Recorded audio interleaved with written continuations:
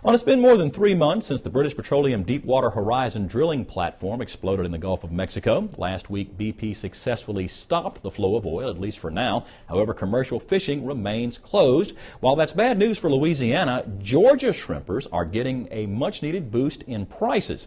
Former Twyla reporter Ryan Naquin with the Georgia Farm Monitor recently spoke with fishermen on the East Coast, fishermen who say their hearts go out to their counterparts here in Louisiana. In the early hours of a July morning off the coast of Tybee Island, there are two things you can count on. The sun will come up and the shrimp nets will be out. Like many shrimp boat captains that call these waters home, Hank Gruber has stood the test of time. That's a Georgia white shrimp. That's a brown. With the influx of foreign shrimp flooding the domestic market, the shrimp boats that used to flood these waters are now few and far between. The imported shrimp has basically ruined the domestic shrimp industry in the United States. They've shipped them in here cheap, the quality's poor, and they're just a poor excuse for a shrimp. It has no comparison between a wild-caught shrimp and a pond-raised shrimp. The ones that are left are the survivors, just like the farmers and, every other industry in this country. But with the recent oil spill in the Gulf of Mexico, Gruber and his crew aren't only catching shrimp, they're catching a break. We've got a price increase, and there's pretty good demand from over in the Gulf, processors wanting our shrimp.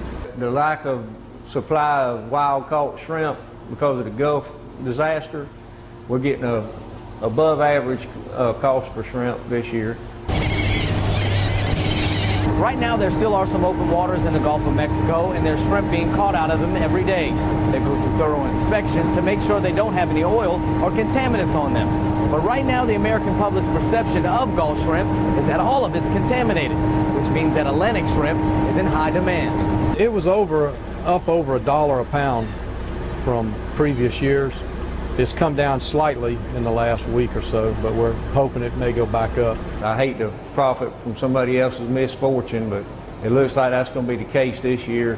Hopefully BP will supplement them enough where they can survive. For more than 30 years, Gruber has shrimped these waters, and his passion for it runs as deep as his nets can drag.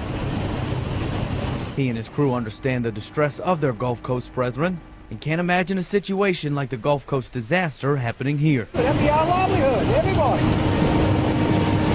Crabs, shrimp, oysters, just like them. And what would you do for a living? Nothing. It would probably put me out of business, and it'd be devastating for my family because, this is all I know.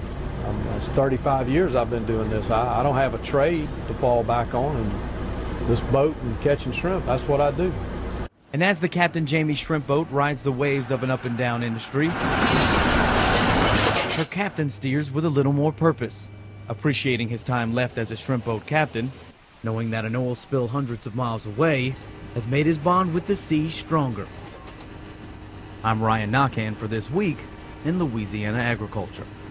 Now, to give you an idea of the impact foreign imports have had on the Georgia shrimping industry, 10 years ago the state issued more than 15,000 shrimp boat licenses. This year, Georgia issued just 2,500.